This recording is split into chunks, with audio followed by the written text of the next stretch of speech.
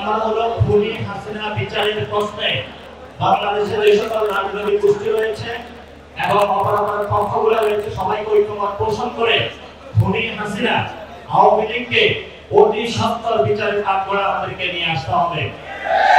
এবং এই জন্য আমরা আপনাদের সাথে থাকবো। শহীদ ফ্যামিলির যারা মেম্বার রয়েছেন, যারা আহত যোদ্ধা রয়েছেন, আমরা রাজপথে যুদ্ধ করেছিলাম, আমরা আমাদের জীবনের মায়া করি নাই, আমরা অলরেডি সবাই শহীদ হয়ে গিয়েছি, আমাদের বুকে আর কোনো ভয় নাই। আপনারা সবাই আবার রাজপথে নামতে রাজি আছেন? ইনশাআল্লাহ আমরা সবাই ঐক্যবদ্ধভাবে রাজপথে নামবো।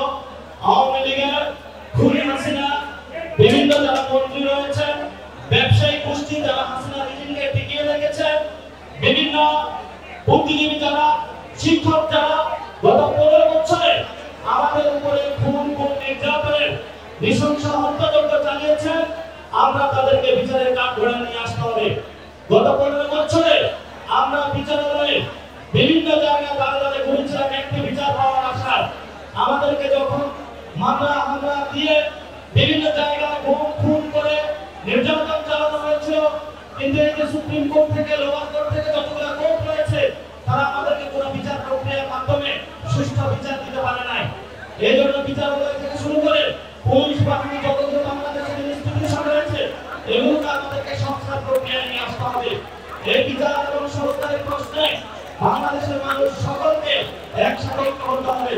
আর লাস্ট যে কথাটা, যেই সংবিধানের কারণে আমাদের এতগুলো ভাই শহীদ হয়েছে, এতগুলো ভাই আত্মমূল্যবরণ করেছে, সেই সংবিধানকে আমাদেরকে ছুঁড়ে ফেলে দিয়ে নতুন একটি আমাদেরকে সংবিধান বানাতে হবে। এই সংবিধানের দাবিতে সবাই মাঠে নামতে আপনারা ঐক্যবদ্ধভাবে রাজি আছেন? ইনশাআল্লাহ আমরা আগামীতে সংবিধান, নতুন একটি সংবিধান, গণপরিষদ, বিচার, সংস্কারের দাবিতে জাতীয় নাগরিক পার্টি এবং আমরা যারা ফ্যামিলি, আমাদের শহীদ যারা ফ্যামিলি রয়েছে, বন্ধুত্ব যারা দান করেছে, ইনশাআল্লাহ আমরা মাঠে নামবো। রাজপথে লড়াইয়ে দেখা হবে। বাংলাদেশকে আর কেউ ভয় দেখাতে পারবে না। নতুন জাগরণ সৃষ্টি হয়েছে, এই জাগরণ চলবে। ইনশাআল্লাহ সবাই সাথে থাকবেন।